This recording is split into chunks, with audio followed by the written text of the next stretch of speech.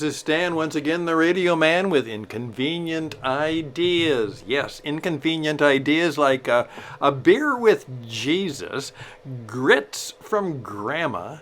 You may have to be behind the golden microphone to make it in life, and let's talk a little bit about the story of Dana Perino and her father for today. Well, greetings once again, ladies and gentlemen. This is Stan. I'm very, very busy. Hopefully, I'm also achieving a number of important things. I'm sure many of you know that that's an inconvenient idea, that you could actually be busy, but then wondering if you're achieving anything worthwhile. And I'm working that dilemma. Not that I'm doing it in such a way that I know it wouldn't be, but when you have a lot of opportunities, you have to make some choices and you wonder what would be the best way to serve other people in a way that is helpful and useful to them. So, here we're going on this Tuesday with a variety of thoughts, and you saw the title of the program, Having a Beer with Jesus. Yeah. Buying grits from Grandma, and what's next? What's going on?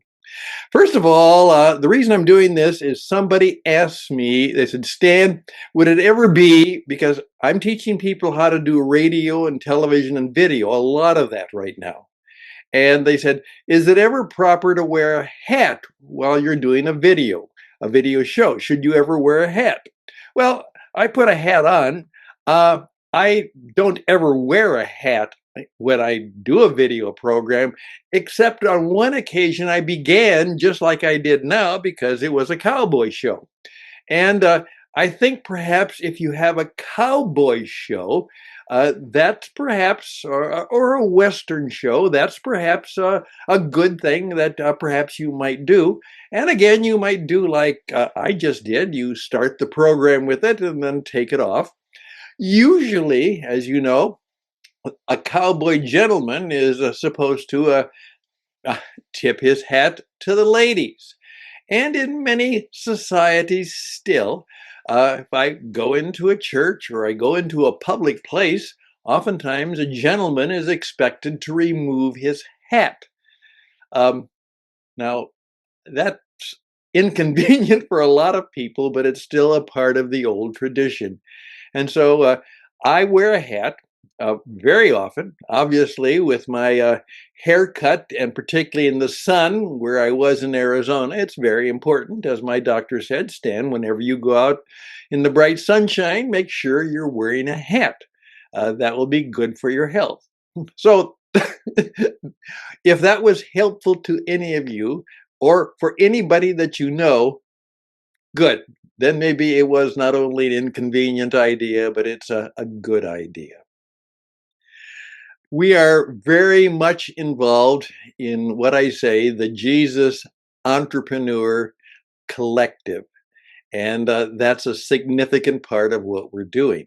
And so you see, actually part of that is we're going to be teaching people around the world how to be a world-class Jesus broadcaster.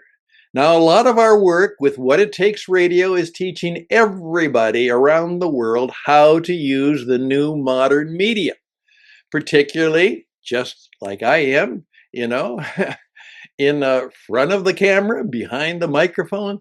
You're going to have to learn today. Now, this is going to be an inconvenient idea for many of you. Going forward, Dale Carnegie, many, many years ago said, if you want to be successful in business, you'll have to learn how to give a public speech or presentation.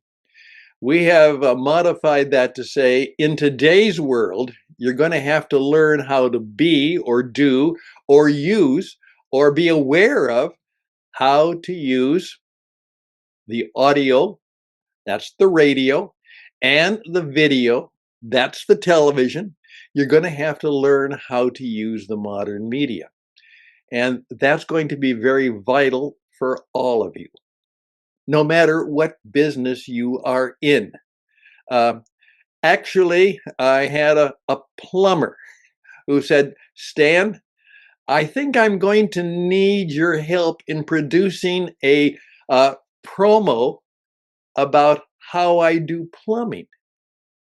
And he said, I know that I just can't put a brochure out there. I've got to be helpful. I've got to give some people some ideas about how they can take care of their own plumbing. And of course, when it gets kind of bad, then they have to know that I'm good enough and I'm helpful enough and they'll call me. You know what? He's absolutely right. Uh, a plumber and a philosopher are both going to have to learn how to be behind the golden microphone, and they're going to have to learn how to be in front of the camera, and how to be a world-class Jesus broadcaster. Uh, Here's what just happened. Uh, Many of you may have heard it before. I had never heard it. I just simply stopped. And here's another part of the story. I'm helping my wife get ready to go to visit our special needs New York City grandson in New York City. And she's getting ready. And she came back from getting ready and said, Stan, our grandson would like us to bring some grits. Some grits, obviously. We're in Carolina, Southern country, Southern grits. I guess he's read about that somewhere, and he wants Grandma to bring some grits and help him make some grits. Well, we don't know just exactly where you would go in New York City to get any. However, just there is a Harris Teeter, a Kroger store, just about a block and a half away. So I had to run and get some grits from Grandma for my grandson. Life is full of these wonderful idiosyncrasies. And actually, I told that story to an obvious grandma in the store, and she said, this was fun. She said, this was really fun. Thinking about helping a grandson in New York have some Carolina grits. She said, kind of made my day. Think about that. Well, as I got in the car, turned on the Sirius, my wife had put it on a channel which I hadn't heard too much of. She got involved with a kind of a country western gospel channel that she liked, and just happened to be on. And so that's fine. And the song came up and said, the Jesus beer. And it's a guy, now some of you may have heard this. I hadn't. But what he is, he's got a song about having a beer with Jesus. And does that bother some of you? Is that kind of, and I know it bothers a lot of people in my background, but he goes on, and I'm eager now to actually hear a little bit more of the song. Because I've oftentimes said, and this is what we're trying to do with the Jesus entrepreneur experience, I'm going to try and say, what would Jesus say or do if he were a broadcaster today? You know, if today, right here, instead of being 2,000 years ago, he would come to our town, your town, and he would start telling his story and sharing God's wisdom. Would he use, as you see there, would he use the microphone and have the headphones on? And would he be a broadcaster? And how would he do it? How would Jesus be a broadcaster if he were here today? And so what I'm trying to do is to help some of my friends who are in the broadcasting world who want to talk about things of importance, of religion, faith, spirit, Jesus, and all of the things that go along with that. How could they be a world-class Jesus broadcaster? And I'm very much doing that because I want Jesus to come alive in our world today. And that's important for me. Now, the point for all of us, though, is during these years right now, there are so many things, both in terms of opportunities, AI, and challenges. In fact, that's a lot of what we're trying to learn how to do right now, is to help you deal with a AI world, because it's going to be significant for being an entrepreneur. In fact, we did a program some time ago, just I guess a few months ago. I'm not so sure it caught on, but it was about, would Jesus use AI? Um, how would he use it? Is it a good thing or a bad thing? Well, it's obviously going to be used both ways. And so one of the things I'm doing now, when I use it a great deal, I kind of whisper a prayer for wisdom about when I ask a question and what it might mean. Right now, and this is important also to note, right now, a lot of the conversation and commentary in the media world is about the fact that one of the very well-known broadcasters, particularly on the Fox channel, which has a tendency to, would you say, conservative, or some people would say more traditional bias. Her name is Dana, and her father has passed away. She's very well known, very popular, and her father has passed away. And so the news is all about Dana and her father.